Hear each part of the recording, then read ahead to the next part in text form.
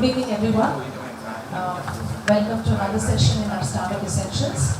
I'm extremely grateful to Gopal sir and Naviga sir because we made a special request this time for them to kind of hold a session, especially on compliance. Compliance is important at any stage of a startup journey. So we feel it will benefit tremendously from today's session. We are expecting a few more numbers to come in, but I don't think it's fair for the speaker for us to be unprofessional about this and start later than this. So we definitely start now. Gopal sir, would you like to add anything, please?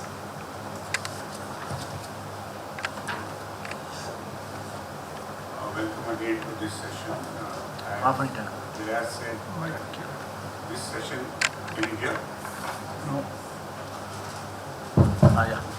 So this session was specifically asked for by the startup scene, and there is no better person than RVK to talk about this. And I just want to say a few things on why compliance is important, apart from getting into trouble with the government. Getting into trouble with the government, I think all of us, it's better that we don't get into trouble, but apart from getting into trouble with the government, it's important from many aspects, including the fact that it is a sign or it is a fundamental requirement of a company having good governance. It is a fundamental requirement of a company which has sustainable practices. You cannot have good governance and not have compliance. The reverse is possible, but good governance without compliance is not possible. So it is the bedrock under which you will do all things. It is important to understand compliance from various angles, from a statutory angle, from an angle or why it is important from a business perspective, because there are certain compliance requirements are more business in nature than in terms of government reporting.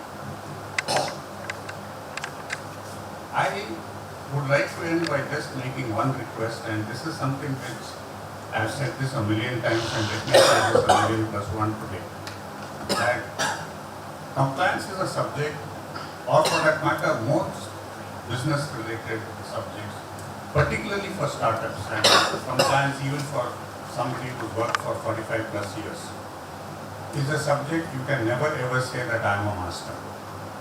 Because things keep changing, keep things evolving. 5 years back, what was a statutory requirement has changed today. It has either disappeared or it has become more stringent. All sorts of new norms come in, which didn't exist a few years back. So to say that I know it all and I know it completely, I mean, is, for want of a better word, ridiculous.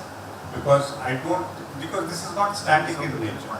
So, in your journey as becoming one of those unicorn companies, please remember that apart from the reasons why I said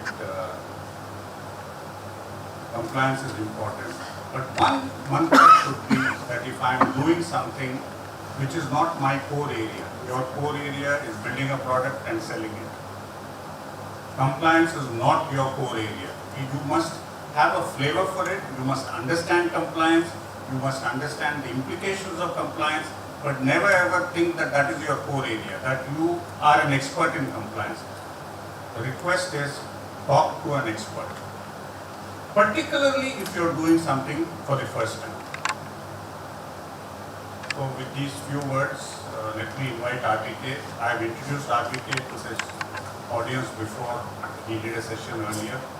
But there is no better person than him to come and talk about compliance and the importance of compliance and the need for compliance than R. Venkatakrishnan. Most people in Chennai know him, but if you go around saying R. Venkatakrishnan, they'll say who. So RVK is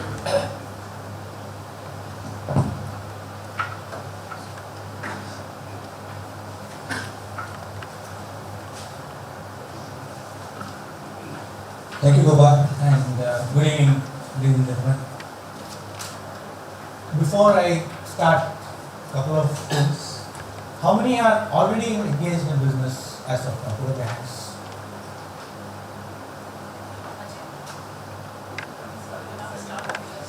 How many already in the business mode? Maybe you're not commercially started, but you're already engaged in it. How many are in manufacturing? Service?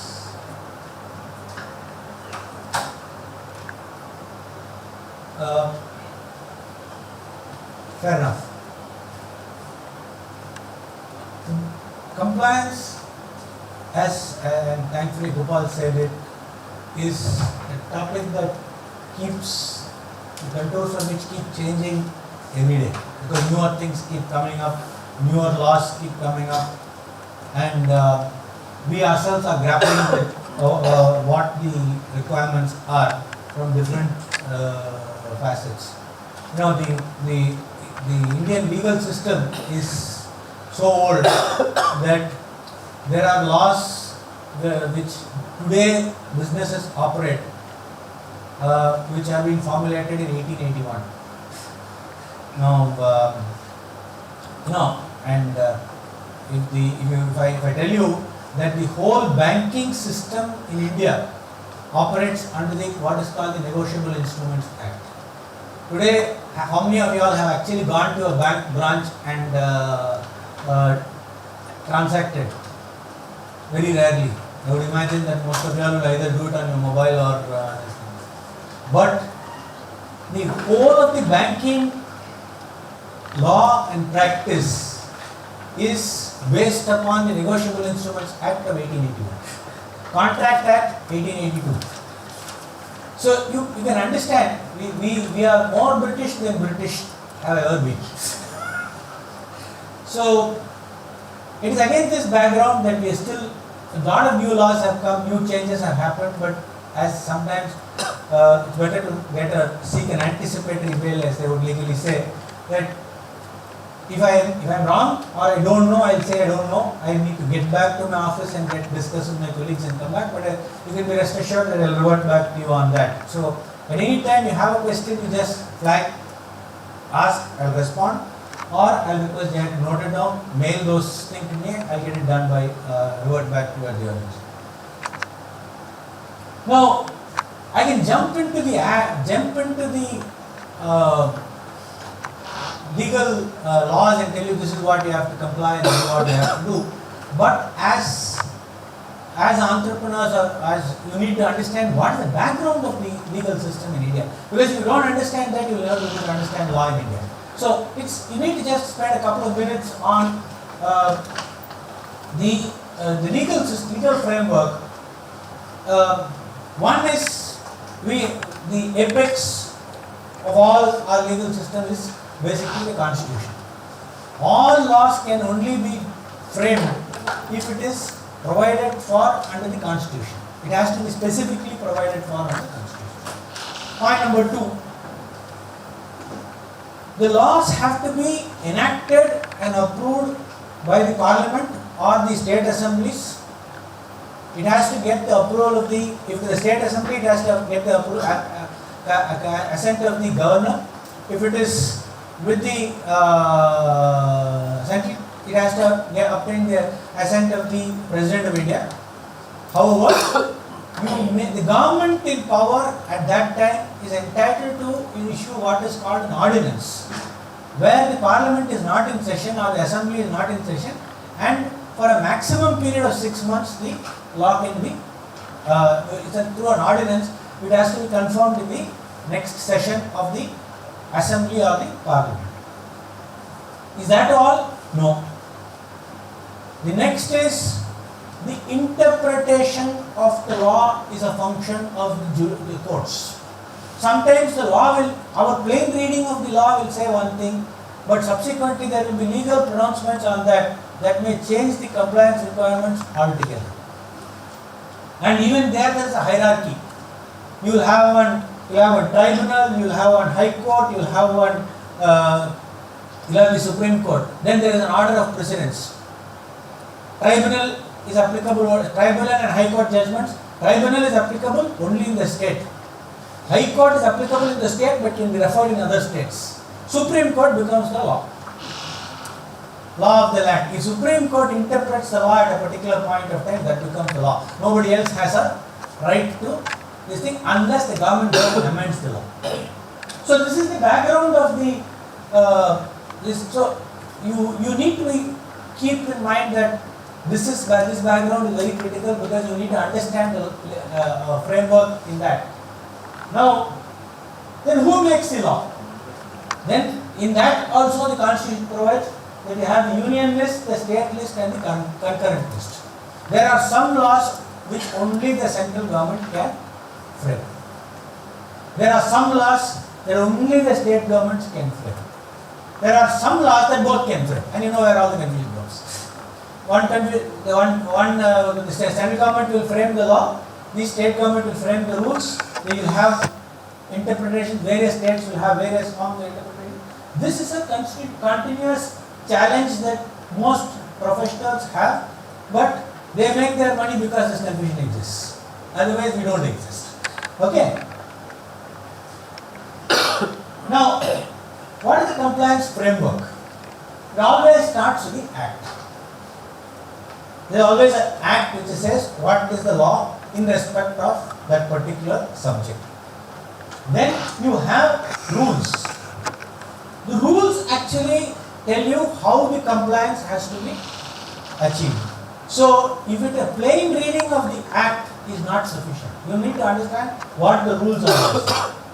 The rules will specify that you have to have some forms to be filed or forms to be maintained, so that becomes your compliance part. Then, in addition to this, the law itself will provide that the government or any specified authority is permitted to issue notifications. The notifications issued by the people who are authorized to do that also becomes law. Because they are empowered under the act itself to issue a notification. Then you have the circulars. The circulars, various departments will issue circulars from time to time. When you go along, I'll explain some of them. We'll explain some of the GST department will issue a circular, income tax department will issue a circular, Ministry of Corporate Affairs will issue a circular, then under the Factories Act they will issue some circulars. Now, the law of this relating to circulars is the circulars can at best be clarificatory in nature and it cannot have powers to implement law. That's why these are very important. So the point is, if you have to, as an entrepreneur, you need to see there may be some core areas of your business that you are responsible for owning and responsible for implementing it. Those laws, those circulars and this thing, you must find ways and means to keep yourself abreast of what is these things happening. Then you have the legal pronouncements, as I said. Courts, judgments will come. You are not legal people, but at points of times it is better to seek legal assistance to check if there are any legal pronouncements that can have an implication. Because if you are a member of some chamber, they will usually, these chambers only send out circulars relating to specific legal pronouncements that are there. It is always better to have those circulars sent out, and I think it would be a good idea even for the incubation cell to part of your newsletter to sort of periodically get what are the key legal pronouncements or circulars or notifications that have been issued from time to time, so that you can sort of keep yourself abreast, because otherwise it's impossible for you to keep track of all that. Now, as always, I always anchor myself on some basics. If you remember, such of those who attended my session on the business plan, I also said the same thing. I usually follow some core guidelines of tracking laws. What are the corporate or existential laws? There are some laws which define your existence. It could be a private limited company, it could be an LLP, it could be a partnership, it could be a proprietary concern. Those you need to understand what are those laws applicable to them. Those are called corporate or existential laws. Then there are some laws which relate to operations. As entrepreneurs, you definitely need to be in they know of this. Because you can be rest assured, there is an entrepreneur, you can be rest assured, in India there is a law practically applicable for everything. You think of machines, there are laws relating to machines. You think of materials, there is laws relating to materials. You think of methods, there are laws relating to methods. So you need to, it becomes incumbent upon you to check and ensure that you are in compliance with law. Because there is one basic principle that courts of law or government officers will say is, ignorance of law is not an excuse. It is therefore your responsibility to check if you are in compliance with all the laws of the land. That is your responsibility. They are not here to communicate and say. So can I give an example here? How many of you have offices outside the information cell? Okay, you have. You do any assembly operations there? No. You do it about the staff. You are about the staff. So what are you governed by? Shops and establishments or factories act? You don't even know that these two things exist. Right. Okay. So that is what he's saying. That it is, you could be in one office, but it is in some industrial zone, or it is in Perumgudi or some such place, I guess. Indeed. That's an industrial zone. So you can have office there, covered under shops and establishments, or if you are doing some assembly work, you will be covered under Factories Act. Now there are some requirements under each, and the laws covering you under Factories Act are very different to laws covering you under shops and establishments. It is that confusing. You know, in spite of all that, making improvement of scores from 135 to 100 and ease of doing business. Definitely things have improved compared to the time when I was a young guy, involved in manufacturing.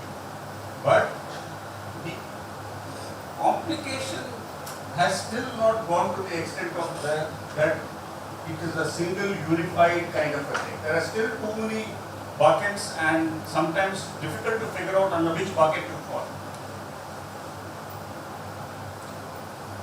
Yeah, I think many of these things will be there, but I think one thing that you need to leave this room is not, when you go, this thing is, you should be aware that there are some laws that are applicable to you or looks applicable to you, and therefore if you have a doubt, go and check with your people who can help you to implement it. You are not expected to be aware of every nuance in the act or the law or this thing, but that's not your core job. But as an entrepreneur, you are ultimately, the buck stops here. You are ultimately responsible for the following the law of the land. So it's only with that perspective that you are, I think they are giving you an opportunity to get a bird's eye view of the helicopter view of the legal system, because each one, many of which I myself, in the matter of Nirkan, I keep saying, after close to 40 years of work, I said, I never knew in the matter of law.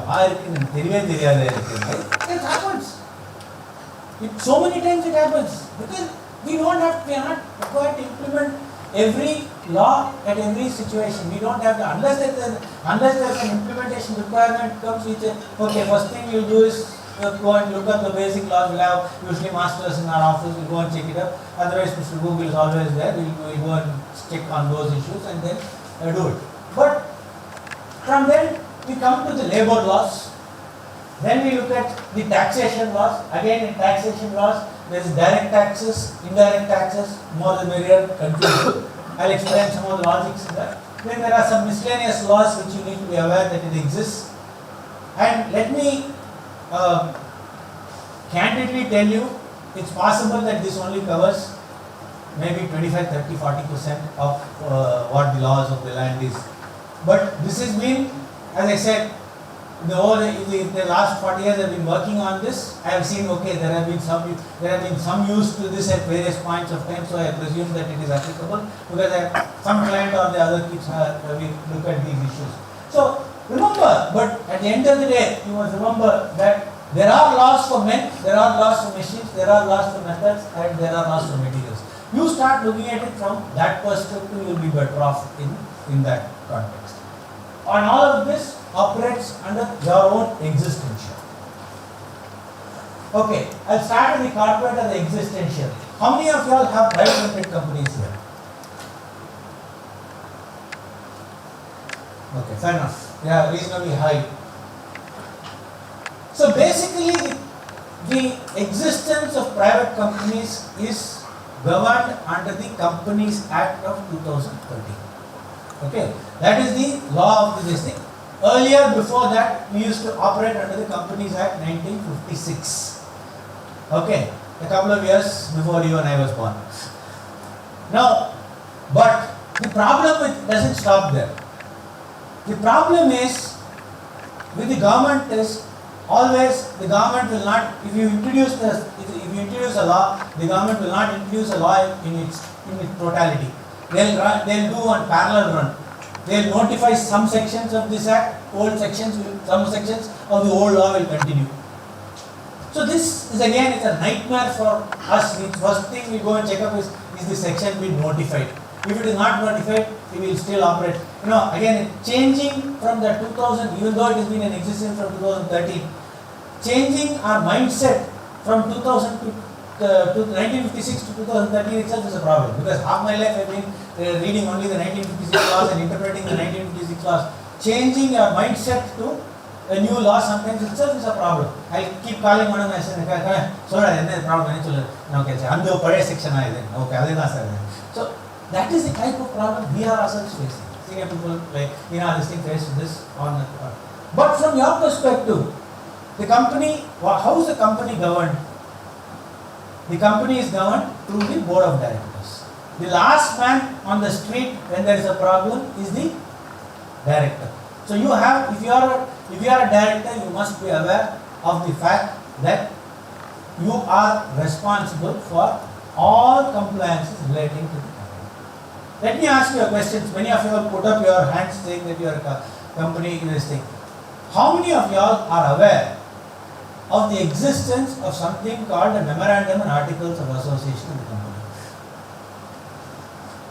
How many of you have gone through what is there in that?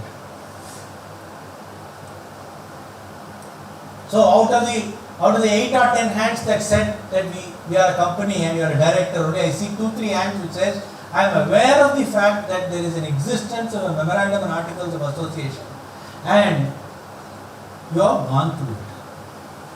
Please flip through random, because in the Companies Act, under the Companies Act, whatever you are doing is got to be based upon the memorandum and articles of association. The business that you are doing, if it is not stated in the memorandum and articles of association, the memorandum especially, it is what we say in this thing, it is void ab initio. That is, from the beginning it is void. Which means you don't have the backing of law to enforce it. You don't have the backing of law to enforce it. Articles of association are the rules of governance. Gopal alluded to it, saying that the rules of governance are stipulated in the articles. So, any number of places you will say, if the articles provide, if the memorandum permits. So, if you are engaging or proposing to engage in any new business, you must ensure that that business has been stipulated in the memorandum and articles of association. Because what we always say is, many of us in startups we will say, we pivoted our business. Great, you pivoted our business, but was it permitted under law? Correct? So, you have to be very careful on that. You're saying that the memorandum and articles of association can be amended. No, can be It's amended. not that it is cast in stone. It can be amended, but there are procedures for amending that also. Like you need a 3/4 majority to amend and so on. but it can be amended. So I think the point is highlighting that if you, whatever you are doing, if it is not mentioned in that pivot or not, get it included. Articles of association will say we will have a maximum of 7 directors, and in your anxiety to please the private equity guys, you will appoint 9. I mean, the private equity guys will not agree to it because they will do a thorough check. But the fact is that you can increase 7 to 9, it's not a problem. Go back and do it. Or if your quorum is X, you want to change it, go back and do it. Yeah, I was coming to that. Thank you for reminding me. I could see something. Okay. All these, see, any document of the company can always be amended, provided it is not in conflict with the law itself. Like for instance, any company can engage in any business. That is primary first thing of freedom of trade. That is, as I said, it's stated in the constitution. But can you say one of your main objects is smuggling? It is whatever is in specifically not allowed under the law, you cannot do it. And believe me, we have a very flexible system in India. Is by and large the regulation is whatever is expressly not prohibited is technically permitted. So we have one of the most flexible systems, but at the same time extremely problematic when it comes to compliance. So you also have to get balance. And there are professionals who are there who are doing this day in and day out to help you to do. But as an entrepreneur, what do you have to do? Companies Act, it only talks about the first is you have to maintain proper books of accounts. If you don't maintain, you see what are all the penalties. There are this, that's why don't look at this particular part of it. This is more important for you. But this side is more primary to say what if you don't do this thing. It also says what is the minimum penalty, what is the maximum penalty. Some of them says minimum imprisonment, it talks about maximum imprisonment. You need to understand that in some cases it says shall levy a penalty, that is law. You cannot change it, nobody has the authority to waive it. That is why it is called a minimum penalty. In some cases you say maximum penalty may levy a penalty of so much, which means it's discretionary. They will not, you can go and plead with them and say, sir, I am a startup, I just started, I did not know about it. All that you can give, you can go and weep in front of him. If there is a good person in there, he will say, okay, the one time and you want, don't repeat it again. So you need to understand that there is a minimum penalty, there is a maximum penalty, there is a minimum imprisonment, there is a maximum imprisonment. So none of them has minimums, so you can be rest assured that you will not go to jail for these issues, but you will have a minimum penalty ranging from some going up to from 5 lakhs, some and minimum of 5,000 rupees. And some you can see is per day, 500 rupees per day. So you have to be very careful. Then you must have a board of directors. For a private limited company, you must have minimum 2 directors. At any point of time, you should not ensure that your number of directors are less than 2. If you are a public limited company, I presume that none of them here are here, you have to have 3. So any private limited company should have a minimum 2 directors, one of which has to be a resident in India. So in your enthusiasm to get this thing, suppose you want to go and incorporate from outside India, you want to incorporate a company and both the main directors are said to be outside India, it is a violation of law. Then you have to have minimum 4 meetings in a year. The board of directors have to meet at least 4 times a year, and proper minutes has to be maintained of what are the decisions taken at the this. Now, then you have every year in your part of your financial accounts, you will have something called a director's report. That director's report also has some minimum. Those things usually your auditor or your company secretary will take care of it. But my submission to all of you youngsters is that the board report should reflect what your thought process about the companies, because at a later point of time when you're going and showing it to an investor or a bank or whoever it is, they will read it and they will understand the business. Your thought process only the board's report, not from what if you allow it as article, you just keep saying this is a 10th board meeting, the annual general meeting, this is what it is, they are giving some numbers, and it will be one set of legally correct required facts that is presented, will not say what you think of the business. So a board report should essentially capture what you think about your organization and not what they are saying. Then acceptance of deposits, don't ever take a loan from any individual and say it is a loan, because any individual, if you take a loan other than a person who is a shareholder or a director, is an offense, and they are coming down on that like a ton of bricks. Because private limited companies are not supposed to accept any money from individuals, except if you are a director or you must be a shareholder. And that also up to a maximum of your net worth. You cannot go beyond that. So please remember that if you are taking a loan from, it could be anybody, it could be mother, father, all that this thing is, it could be a relative, cousin, friend, maybe very good pal, it is an offense. This is one area where I have noticed many startups having problems. Then we will engage into some jugglery to get it legalized, regularized and things like that, but the fact of the matter remains that it is not permitted. Because, see, if you are taking money from an outsider who is not part of the organization and you default in the payment, you are not a bank, you are not running a deposit company. The objective of the law is you are not supposed to deal with public money. You want to deal with your own money as a private limited company, continue. Public companies are permitted to accept deposits from the public subject to conditions because that is monitored by somebody else. Private companies are not monitored by anyone. The regulatory requirements for private limited companies is different from a public limited company.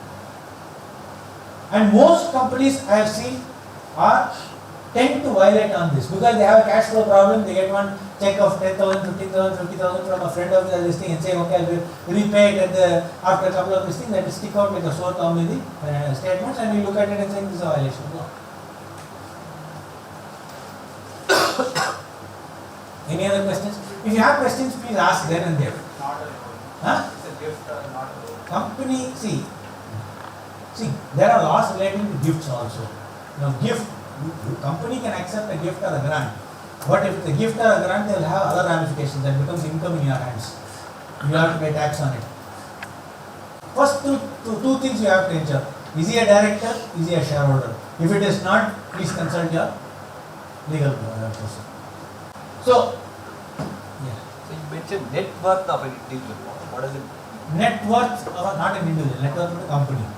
Net worth of the company is whatever your share capital plus your reserves including your profits as per the last audited balance sheet. So what is the implication if we borrow more than that from the directors? Here, 5,000 rupees minimum penalty and So this is only from the directors, but director is exempted, you can borrow. You also mentioned you should not borrow above the net worth of the company. Yes. So if I borrow net worth, Whatever there can be penalties equivalent to the amount you borrowed. no, from the directors also. Yes, there is a If limitation. the borrower is above net worth. So, as I was saying, be careful about it. So there is basically no means of bringing in money to the private limited company because all our any startup class is going to be beyond 1 lakh. And if you can say net worth, it's hardly anything. It's only the valuation. Directors you can bring any amount. So directors you can bring more than the net worth. More than the net worth you can bring, but shareholders anybody who is not a director, you have to limit it to What is the net the worth? total net worth. Thanks for asking that. Now, this type of smaller questions and practical issues, please raise it. I will confirm this thing because that's a very valid point because it's a typical problem. I am a director, I will have to put the money.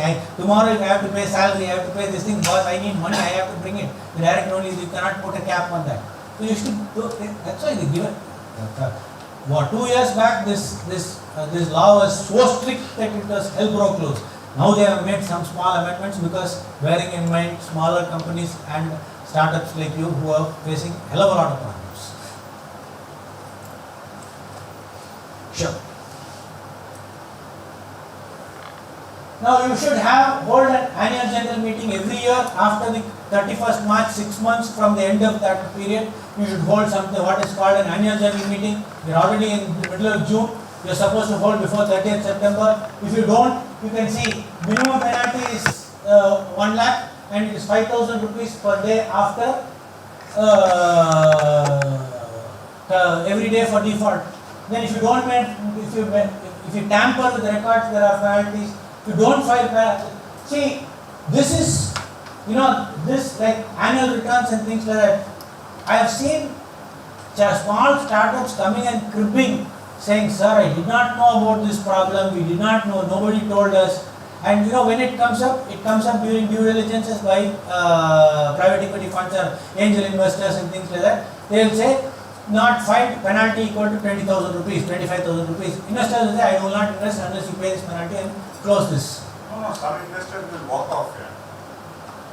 I am aware of companies in the incubation cell where a private equity guy, because there were compliance requirements which was consistently not met, he said, I am not investing in this company and walk away. Because it shows lack of attention to detail. It shows that you don't care about the law of the land. And a person who doesn't care about the law of the land may not care about other things. I am not saying that that generalization was right, but in his mind that was the most important thing. So why are we wanting to risk future investments into us? What he is saying is that first pay the penalty. That's a very simple thing. I mean, if some 3 crore funding is going to come, you will somehow raise 25,000 and pay. But let's assume that the guy walks away and that 3 crore doesn't come.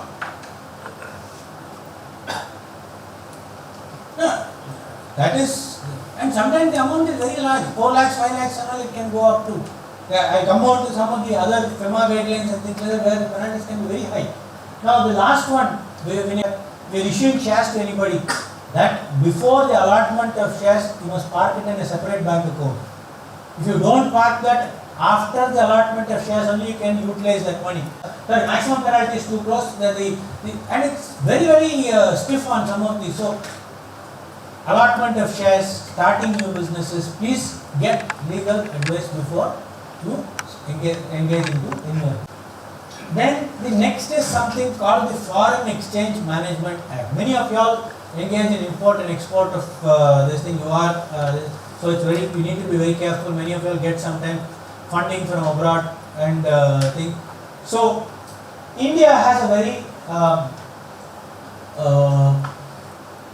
I would say reasonably generous this thing. We have two things. We have foreign transactions, which is called current account transactions, and something called the capital account transactions. Now, current account generally in India is very liberal. Any transaction, if it is part of your business, whether you're purchasing some material or you're purchasing you're getting some services or some software or whatever it is, you can remit it. You can go to the bank, you can give an A2, they will only ask you, is it liable to deduct tax at source? That also a chartered accountant will tell you whether it is done to be done or not. You can remit. But very strange as it may appear, getting money into India from outside, which what we call the capital account transactions, you have to be very careful, because the moment you get money into India from outside, you are supposed to report the transaction to Reserve Bank of India. That is a mandatory requirement. And as I said, the penalties for non-compliances under this thing is not stipulated. It is left to discretion of the Reserve Bank authorities, and they are very strict. So, if you are in production, and now GST, the sales and your production is more or less got merged. So all the old laws of excise is applicable in the GST. So anything if you are selling, you are producing, be extremely careful. So, where I was talking in the context of the compliances under FEMA, the moment you get anything into from outside, except if it is a sale, please go and discuss immediately with your chartered accountant or company secretary or the incubation cell, because you can rest be assured that there will be some compliance with that. I cannot.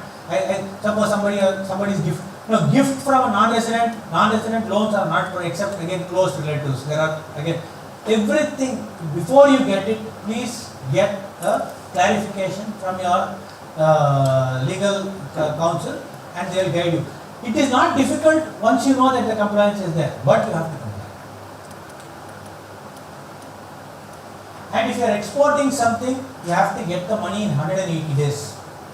Don't render service and say, I didn't get money, I am expecting it, they told me they will remit it. Beyond 180 days, if money is not coming to India, you have to go and officially seek permission from the Reserve Bank of India to say, I am not getting my payment, I need some more time to get the money into India. Especially many software small companies, they are engaging into conversations with the buyer, they want some time, that's also a startup, somebody wants to do it. So inevitably this exchange keeps going. Sometimes you remit money outside India for advance purchases. Many of you all buy components from China. Here I get so many requests from other startups here saying what is the procedure and things like that. Please ensure that the material is received in advance, because otherwise you have to communicate to the bank and say it is getting delayed. So whenever there is, when you see, many times what happens is we export services or goods, and then once the money comes, we are all happy, and then say I got my money, and we go and have a break with friends and things like that. But what happens is every certificate, every remittance that you get, you need to get from the bank what is called as a foreign inward remittance certificate. That is a proof of why you got that money.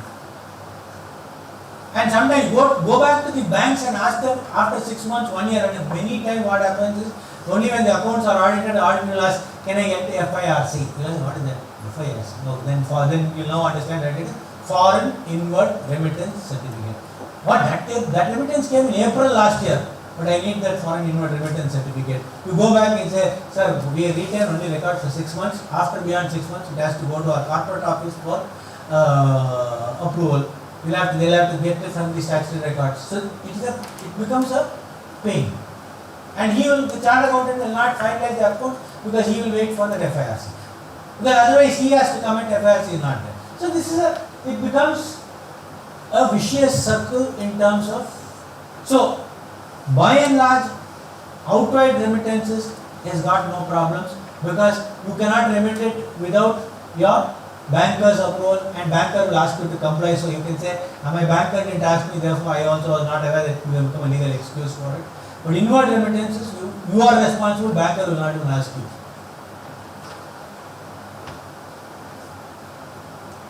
Now, how many of you all have got investments from abroad?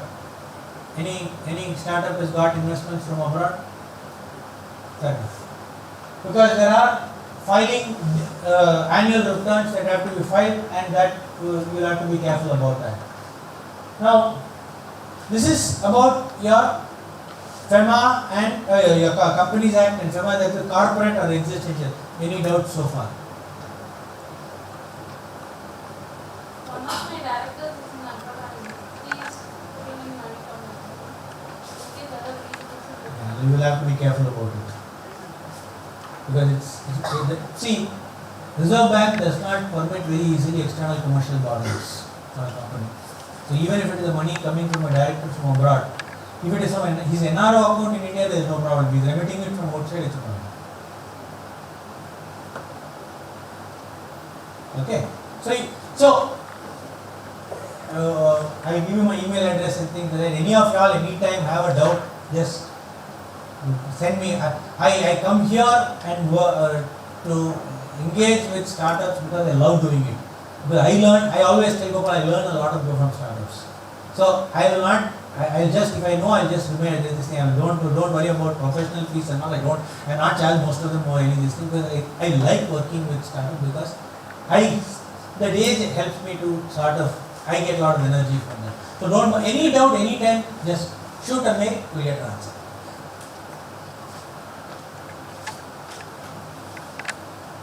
Now, see, I told you Factories Act 1948. Now, you know, all these laws are all was 50% of the, if you look at laws in India, 50% was what British left hand meant.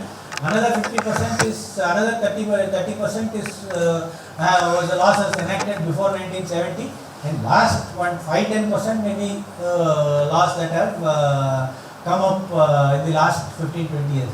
Legal is archaic in India. The archaic is an understatement of this. And you suddenly say, how did we have a law like this when most of these aspects were not even envisaged? Now, how many of you all are having 20 or more people working? Well, see, if you look at it, see, where any premises, this is 10 or more persons is with power, 20 or more persons without power. You can understand how this thing on that particular point of time. So those things are not even applicable. Now, how many of you, as 3 or 4 have you all got, what is manufacturing? That is, you know, we talk about Factories Act, but nowhere has any of this thing defined what manufacturing is. Even if you repack, it is manufacturing in India.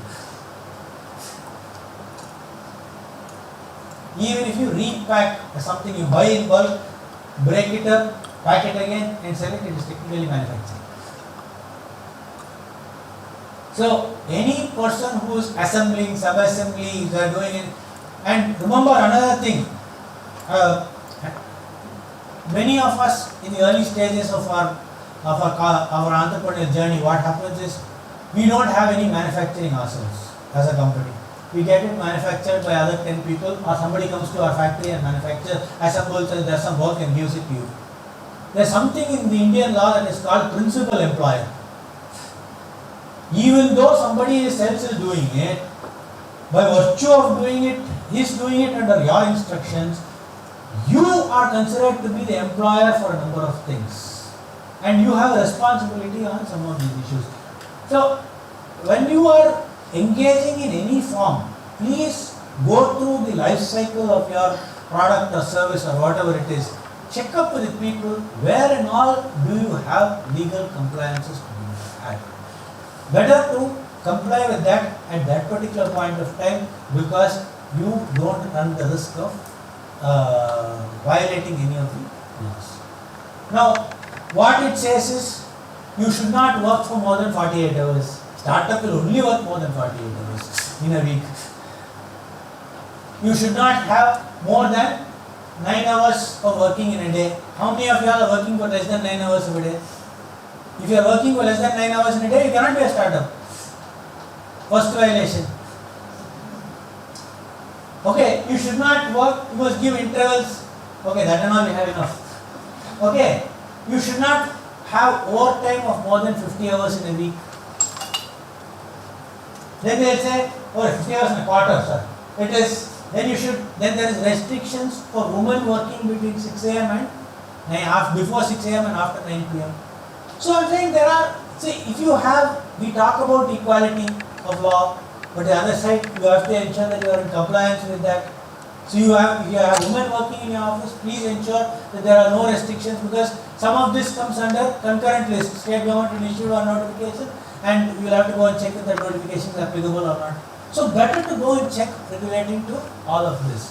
And Factories Act, under Factories Act, there are a lot of requirements relating to safety, cleanliness, that, this, there's a, there will be the Factories Act, there will be a condition saying that you shall whitewash your factory once in so many years. How many of you all have used this thing, have heard of the term whitewash?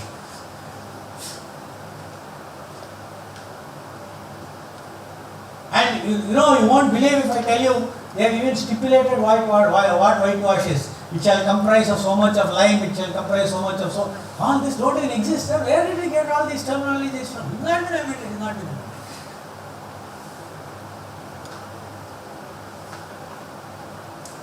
Now you have to file your returns again before annual return before 31st. See, look, you see that Factories Act as a compliance of calendar year. India, most of the other compliances are financial year. So suddenly there is one law which has a calendar year as a compliance. Then half yearly returns are 15. Then if you say like penalty for minimum 1,000 rupees and 100 rupees every day. Now if you don't, suddenly you know what will happen, this law suddenly hit you, 150 days you are not filed, half a year you are not filed, 150 times 100, 15,000 rupees, now come and give me the money. Where will you go? These are the problems that you will be confronted with. Then you have the shops and if you are not a factory, definitely you are under shops and establishment act. You can be assured. You can only have one of the two. You have to be in Tamil Nadu. The only and I'm having a problem with most of the people who come for due diligences. Tamil Nadu under the Shops and Establishment Act does not require a registration. It only talks about compliances. In all other states they give a registration certificate. In Tamil Nadu alone they don't give a registration certificate. They only ask you to comply with the laws under the Shops and Establishment Act. You have to maintain a whole host of forms. Every alphabet they have used for that. If starting from A to Z, they have used all alphabets saying one form for this, one form for this. So you please know that there is a Shops and Establishment Act. If you are using boilers, you have to have this thing under the registration under the Boilers Act. Weights and measures. Now, any of you all engaged in food business? Okay, if that is not there, then it's this thing. But that's again a new regulatory compliant, which is this thing on operations. Labor laws. Now, if you are having 20 or more people working at any time, you might have gone past 20 and come back below 20. But the moment PF you exceed 20, you are liable to pay Provident Fund at the rate of 12% of the basic pay plus bonus allowance. Today I was reading an article saying that the government is expecting that you are required to pay at least on 50% of the salary, because you don't want to pay that money for the government, because that money comes with the investments, it all goes and buy government securities. You are supposed to pay 12%, but there is one cap. Since it is salary limit is 15,000, this thing you can cap it at 15,000, so your maximum liability per employee need not be more than 1,800 rupees per month. If a person is drawing, say 30,000 rupees salary, that does not mean you pay 12% of 30,000 rupees, that is 3,600 rupees per month. It is sufficient if you pay 1,800 rupees. You have to deduct an equivalent amount from the employee also. So 1,800 of his, 1,800 of your share, 3,600 rupees you have to remit it to the government before the 15th of every month. If you don't remit it, the law is very strict. There is penalties, and whatever you have deducted from the employee and not remitted will be treated as income in your hands under the Income Tax Act. Now you see labor law is linked to the Income Tax Act. And this is guaranteed prosecution. Yeah, this is anything to do with Guaranteed, anything to do with PF. PF, You will ESI. first go behind bars and then they'll start talking.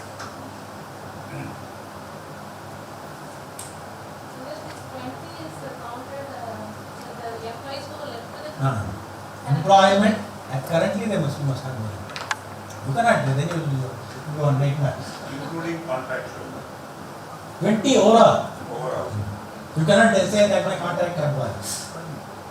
Working inside your premises, or when you say in your roles or under registrations. Interns are not counted.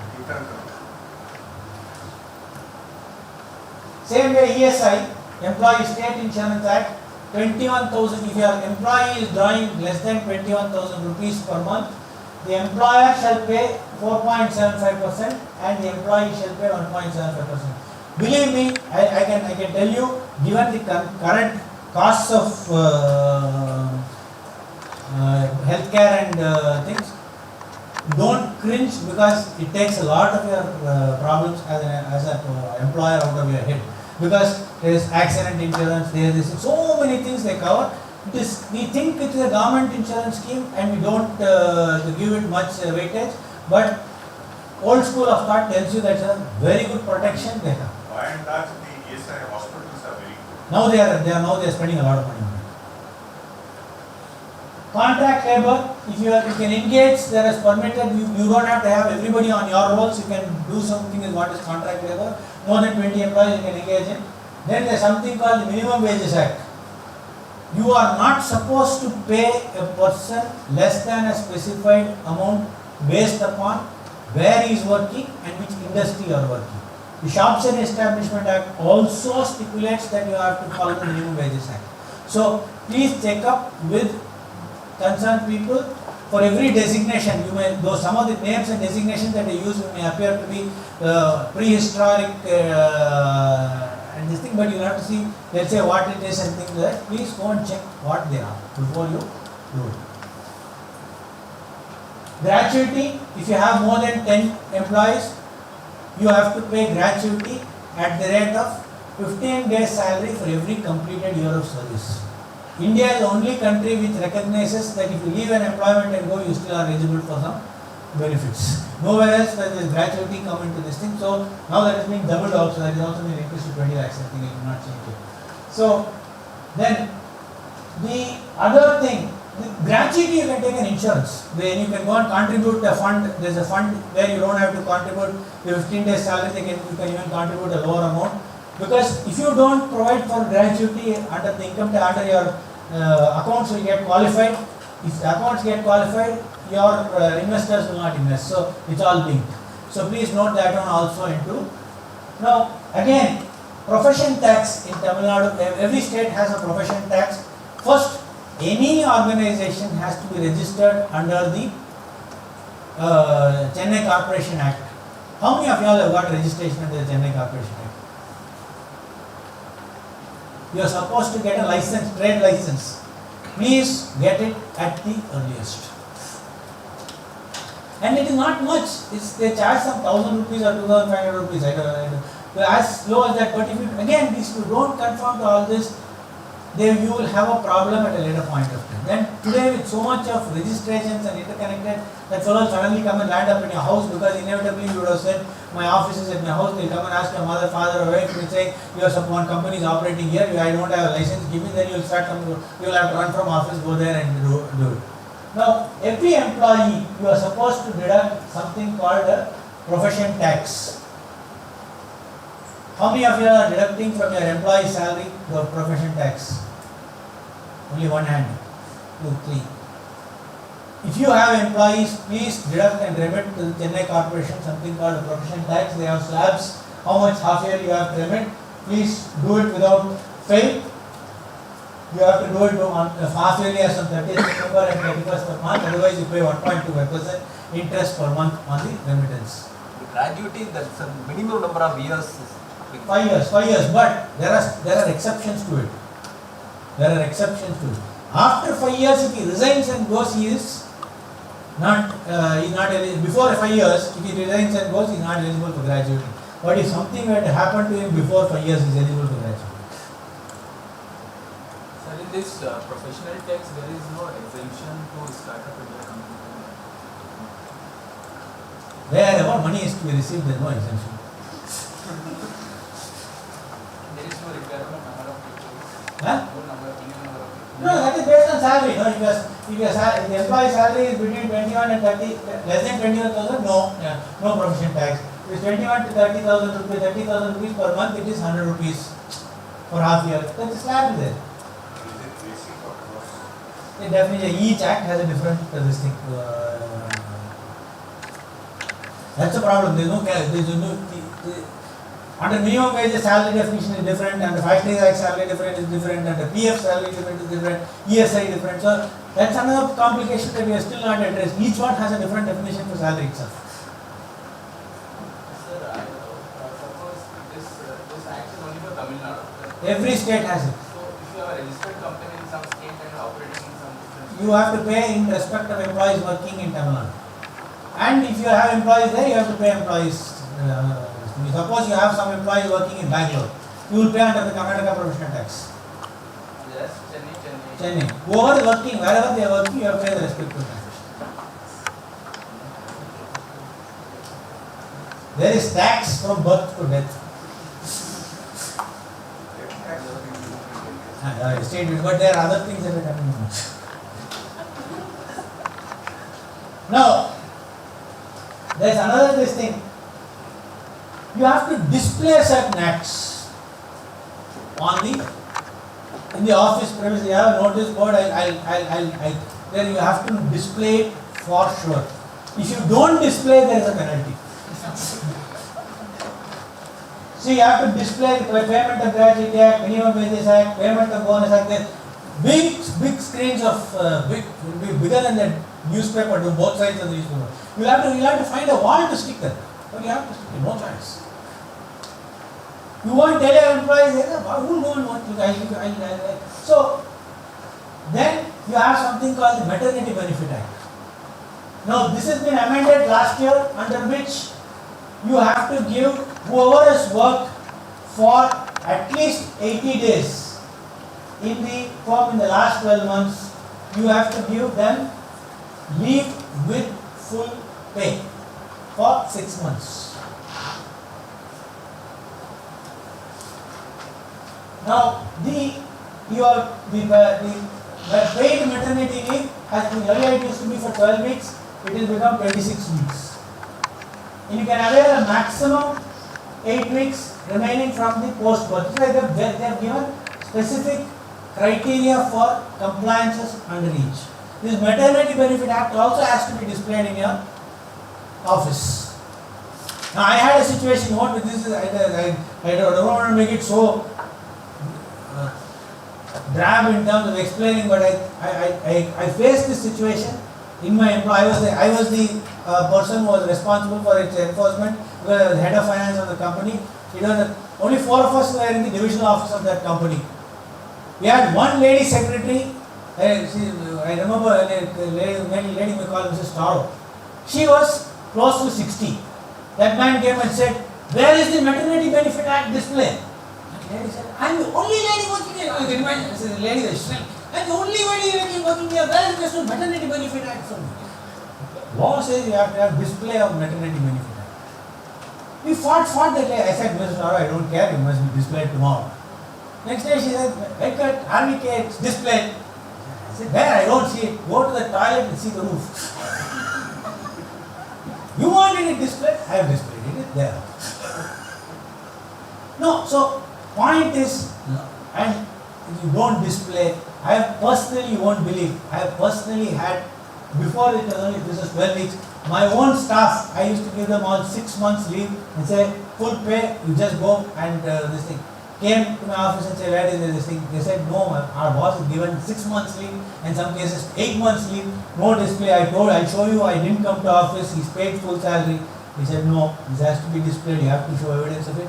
He penalized me. I said, "Okay, penalize. If I pay a penalty after following it, I would love to do it rather than pay you a bribe not following it." I paid it.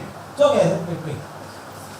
They were actually, they said, "We'll pay because you gave us leave." I said, "Why don't I am supposed to comply.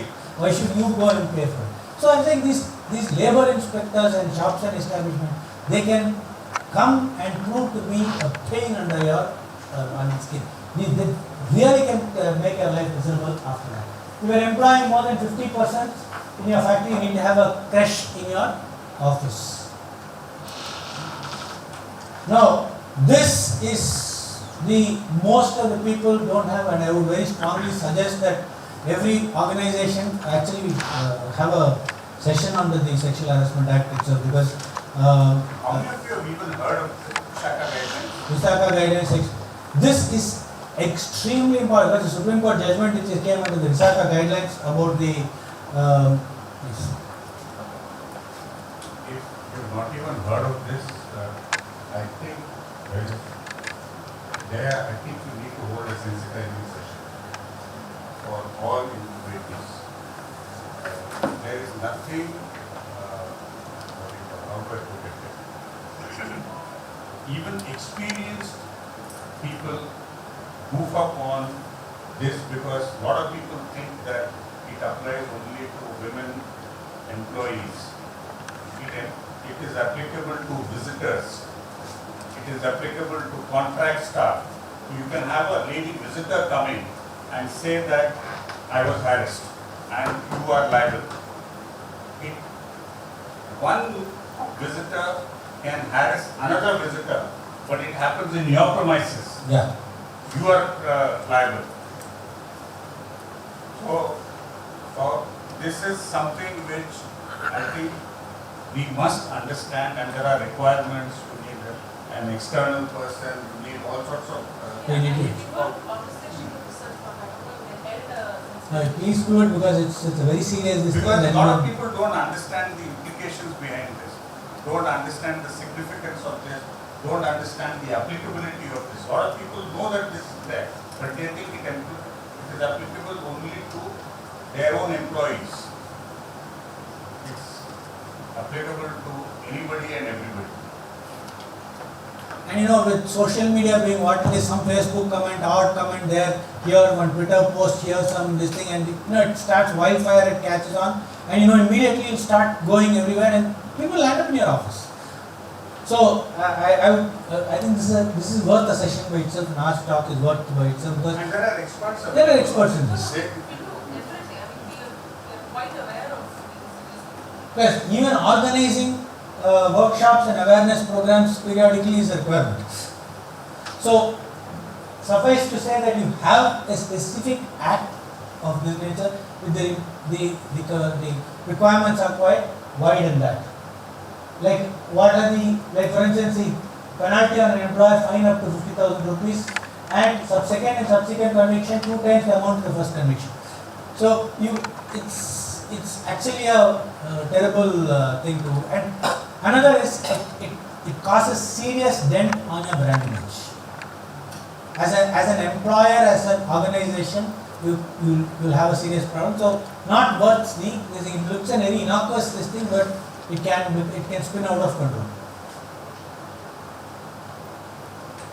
Taxation.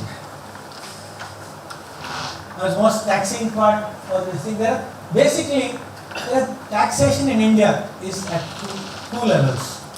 Level 1 is what we call the direct taxes. The direct taxes in India is applicable only on the profit you earn. Okay, that's the direct tax. The indirect taxes is what we call the cascading effect, because if you buy anything, if you are selling anything, you are supposed to ensure that you pay tax on it.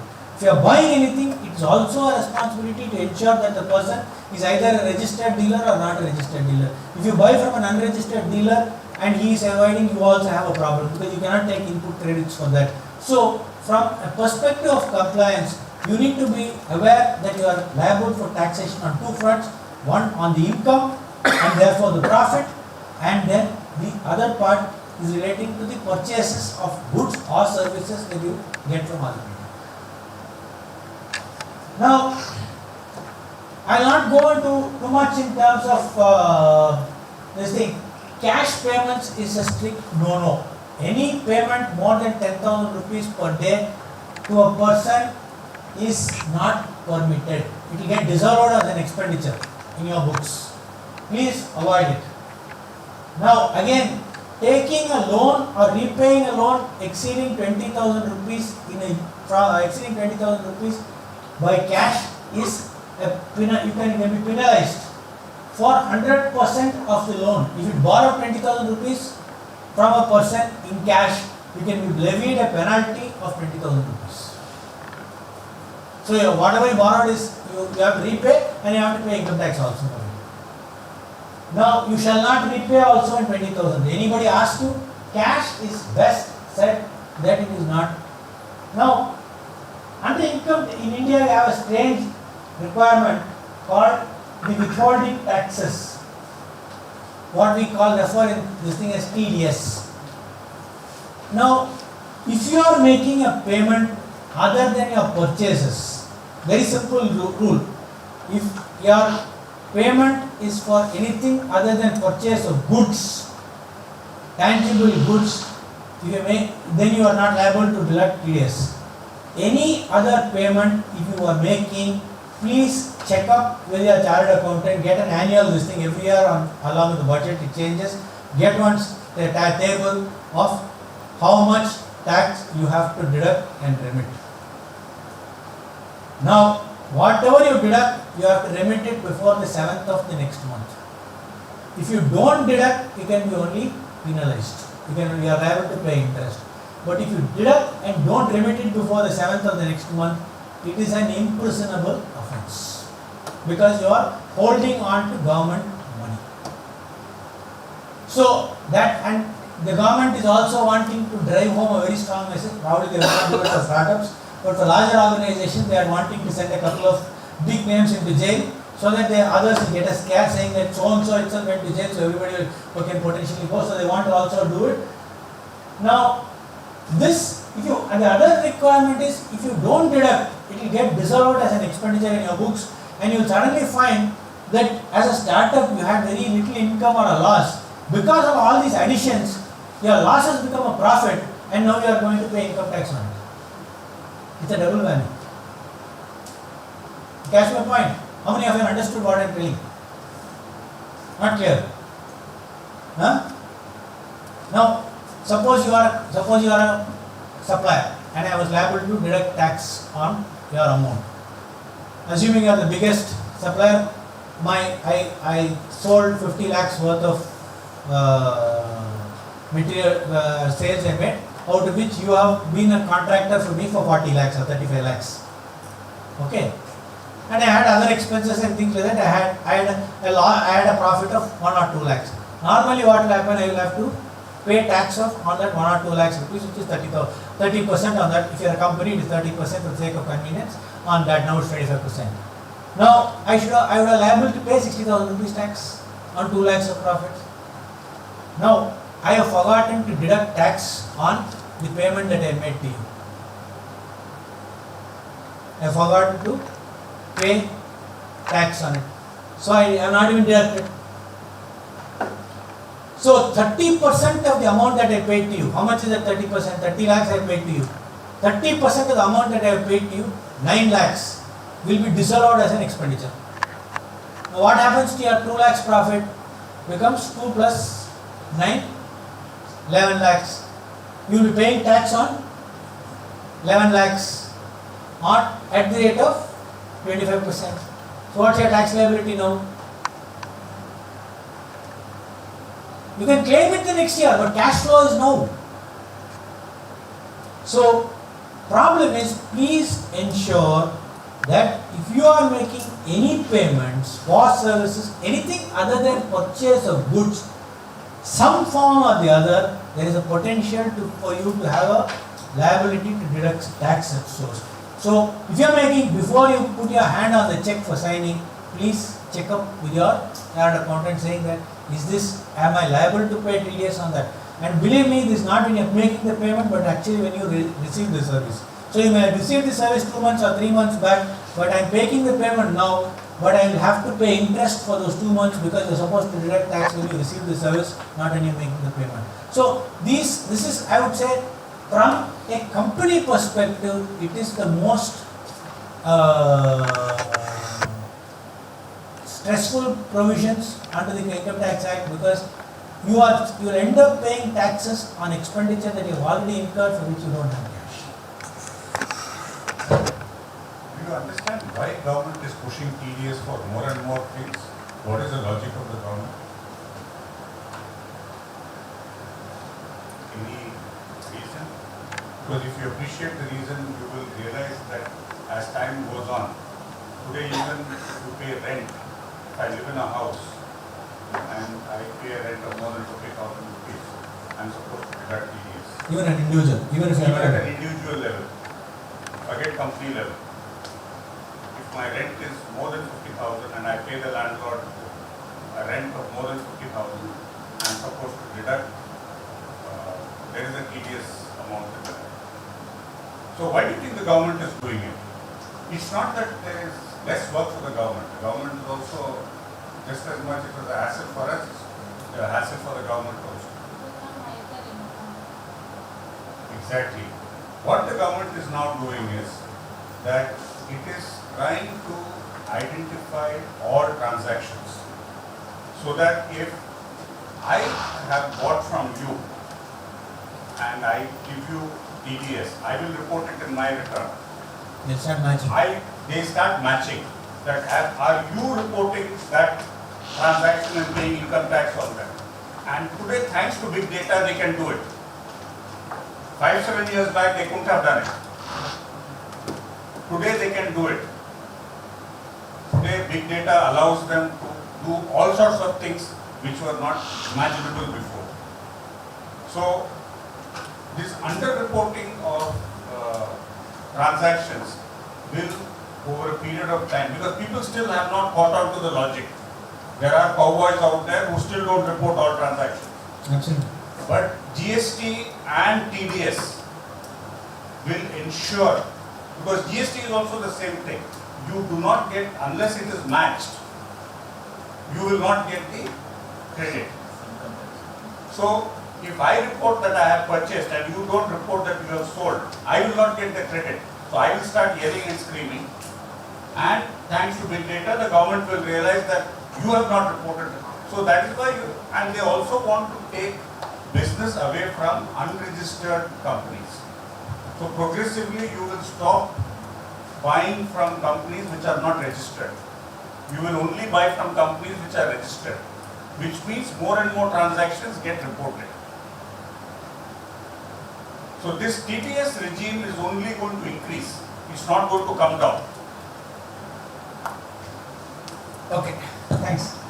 So the flip side also applies. When you are rendering service to somebody else, they are required to deduct TDS. Now please ensure that you get credit for it. They are supposed to every quarter got to file a return. We have something called they call, you go and say 26As. You can go into your website and download it also. That's like a passbook. Whoever has deducted TDS from you, you must ensure that he has remitted the amount and you get credit. Because you can claim that credit only if he has remitted the amount and filed the return. He may have remitted the amount, if he has not filed the return, the income tax officer will say, I will not give you. Then you have to establish evidence that he deducted it, I have proof that he deducted it, and then the transfer. But at the same time, you will getting credit is though it's permitted, you will be running from pillar to post because your customer did not do it. So please ensure that the flip side is also there, where any person who deducts the TDS in your from your bills, you go and see that many people what happened, they don't check up till the next year. Yeah, like the auditor will say, no, I have to file the return, otherwise you will pay penalty. So you will file the return, pay tax, you would have deducted tax. This is an inevitable. I've seen every company going through this problem again and again. So make somebody say, please check my 26 years every quarter. Every quarter they are supposed to file returns. Now, 43B, if I told you, any payments to employees or government will be allowed only at the time of actual payment. If you are deducting PF, ESA and all, even if before the return is filed, if you don't remit this thing, it will be treated as income in your books. Again, a deduction that you make from the employee will be treated as income and will be allowed as an expenditure only when you remit it. So, your employee, whatever your employee is deducted from the employee will be treated as an income in your hands and you are liable to tax. And you know, in a companies, it can go up to 3-4 lakhs a year for employee deductions itself, and you will pay tax on that. So you have to file quarterly returns on 31st July, 31st October, 31st January and 31st May with reference to the previous year. Again, this is penalty per day. Every day you don't file, it goes up by 100 rupees a day. So you file, you'll keep quiet, you file after one day. Today, immediately before you press enter for filing a return, on demand notice is coming from there because it's automated. Please remit 4,500 rupees for 45 delays, they have delayed filing. Now, as I said, the one aspect that you have to bear in mind is, if you deduct and don't pay, you are liable to get imprisonment. It is minimum imprisonment. So, if you are deducting, don't look at cash flows, first go and remit. See, again, failure to file a TDS return is 200 rupees per day. Not even 100, it's 200, sorry, I stand corrected. So there is, income tax has a lot of penalty provisions. I will even we chartered accountants are not very conversant with it, but there are penalties for a lot of this thing that you know. I'm not trying to give you a negative side of the this thing. There is, I want to reassure you that more to say you have a responsibility to do something of this nature. If you don't do it, you have a penalty. So please get and check with professionals before you embark on anything, because at least you will steer clear away from problem areas. Now, how many of you all are registered under GST? Quite a few, because this is again a game changer of laws in India. Became effective from 1st of July 2017. It says one common tax and things like that, but you know, the less said about that the better, but the law is the law. We have rates from 0.25, 3%, 5%, 12%, 18%, 28%, then you have some whole host of cesses coming on top of that. It's a complication, so you have to be very careful about that. Now, there are a lot of taxes that have been subsumed under GST. There are three types of taxes: CGST, SGST and IGST. Now, CGST is Central Goods and Service Tax. These are the taxes that have been subsumed: excise duty, central sales tax, service tax, SAD is additional duty, special additional duty, and then countervailing duty, and then you have cesses, various Swachh Bharat, Kisan Vikas. You have all sorts of cess in India, ranging from 3% to 40% or even 60% cess, which is like unspecified tobaccos and things like that. Now, state taxes that have been subsumed is the VAT, which is your sales tax, entertainment tax, luxury tax, taxes on lottery, entry tax, and against other. These are all the this thing.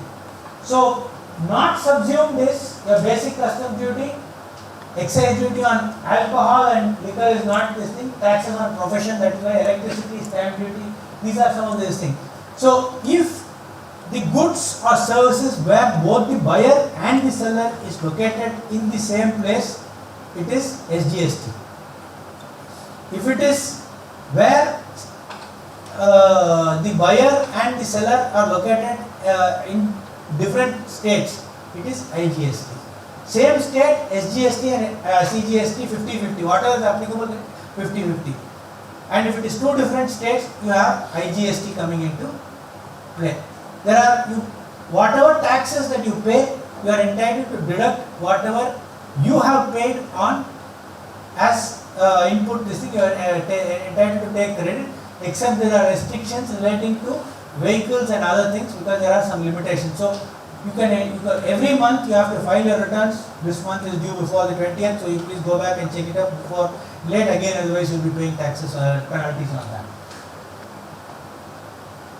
Again, minimum penalty per day is 500. Right? Sometimes the failure to furnish statistics has got 10,000 rupees penalty. So you have various penalty provisions that you have to pay. Please ensure that it is done on time. If you avail input credits that you are not entitled to, is also a penalizable offence. So please ensure that you are taking credit only to the extent that you have actually paid. Is a registered dealer, is actually paid, his number is mentioned, and based on that only you take. Because if you doubt, don't take it, you can get it confirmed and then take it at a later point of time.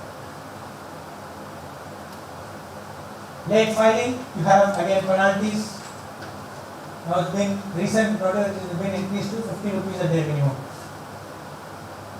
Failure to pay part of the tax is 18%, undue or excess this thing is 24%. If you don't pay the taxes, you are liable to pay 18% interest per annum.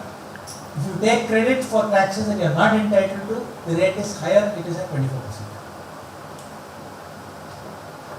Now, this is a law that because you are a startup, you should be a little concerned. If you default on your payment to any creditor, whether it is a bank or any other creditor in excess of 1 lakh, and if you don't, and if a person serves you notice and you still don't pay, the person against whom you are defaulted, that is the person whose money you did not pay, is entitled to approach what is called the insolvency and bankruptcy code. And if that is done, 1 lakh is sufficient. That's the problem. So if you don't pay a supplier, I know so many cases where more than 1 lakh supplier has not paid, he's gone straight to the insolvency and bankruptcy code and filed a petition. Because that day he will come running. Because otherwise what will happen is, if an order is passed, from the day the order is passed, the company's board of directors and the company's powers is suspended. You cannot do anything. An insolvency professional will come and sit in your organization and tell me and start taking all data on what your company's activities is and start preparing a report, and you will have to call somebody. Will be forced to even sell the company by taking it over. Somebody else can take over, or you can also make a bid. That's all secondary part of it. The issue is, if you default, you run a grave risk. 1 lakh is enough in India. If you default, you can go under the insolvency and bankruptcy code. So, if you are having only insofar as your suppliers are concerned, what happens? You get into a contract with your supplier. Your supplier supplies defective material or there is deficiency in service or whatever it is.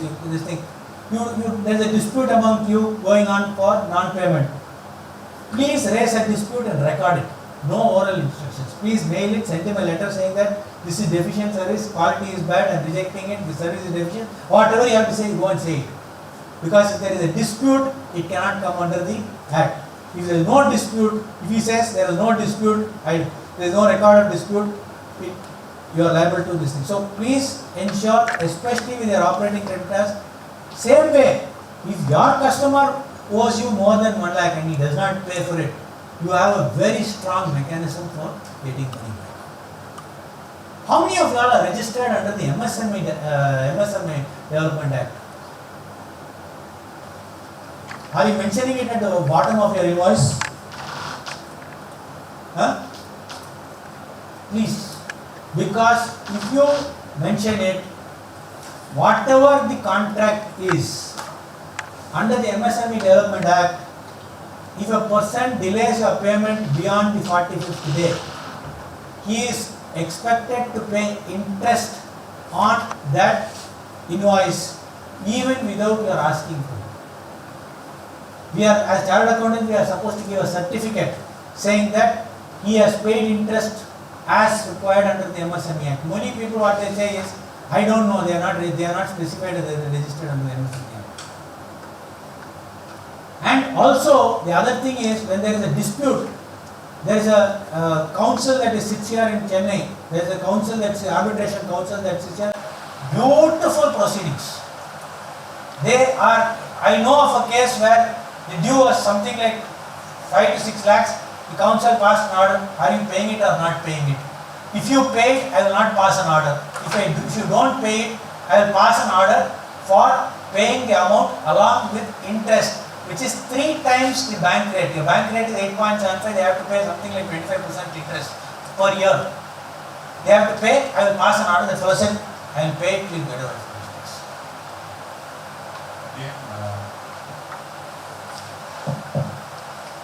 If you were, say, MSME at the bottom, the other company's auditor, then he audits their books. He has to make a statement that no payment is overdue to an MSME. And if genuinely there is overdue payment and he records it, typically it is not favorable to that company. So most guys will ensure that you do not delay payments because they don't want that qualification in their books. That is why what he said is important, that at the bottom write that you are a registered MSME. And as a startup, you are a registered MSME. And what the requirements of MSME are, I think if you Google it, easy or very all services are capable of being. We have included industrial consulting, but we have brought everything in the Zoom into that this thing, and industrial consulting and got everything.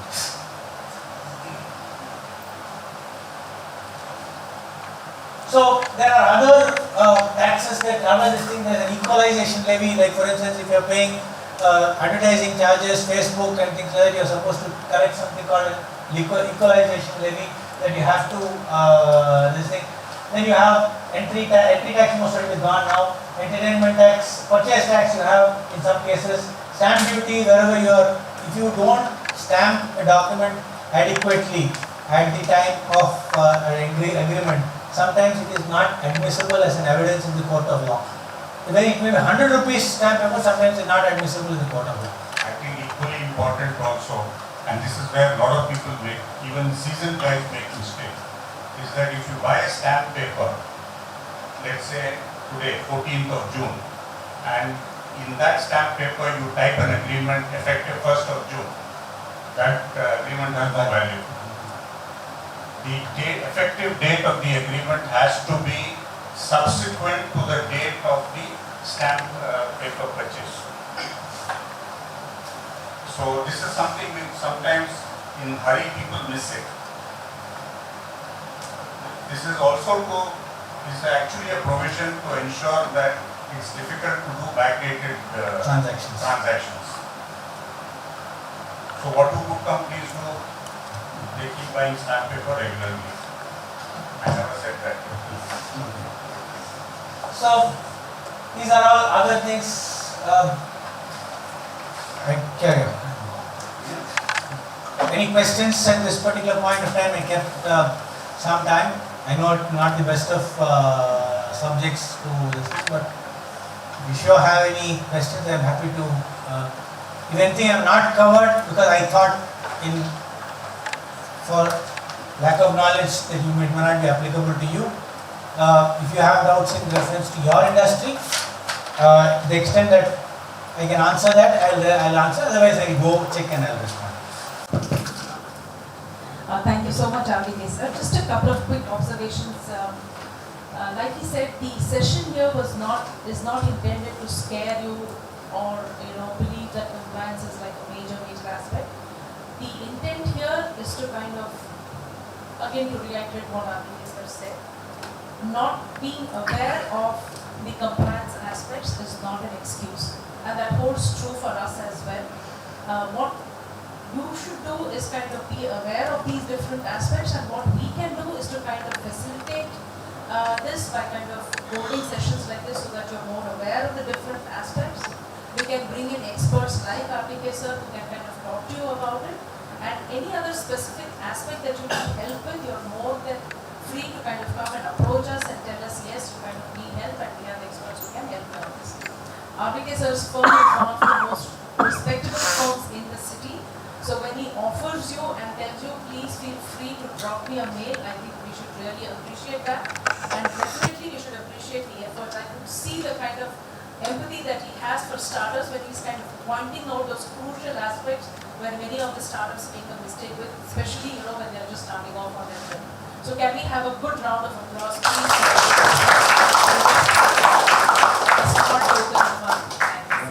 Thank you so much. So, like I said, if there are any specific questions that you have, with regards to your startup, please feel free to approach us, and we kind of reach out to RTK sir to see how best we can help you. Thank you so much, sir, and Gopal sir, as always, a big thank you. I think the conversations aside were definitely as interesting as the talk here. Yeah, and thank you everyone for coming in. Do feel free to send us some suggestions. We've kind of attended quite a few sessions so far. If you have any suggestions, feedback, or what more you would like to see on the structure of this particular workshop, please drop us a line or just come and meet us in the office. We'll be happy to hear. So thank you once again all for coming in. Thank you.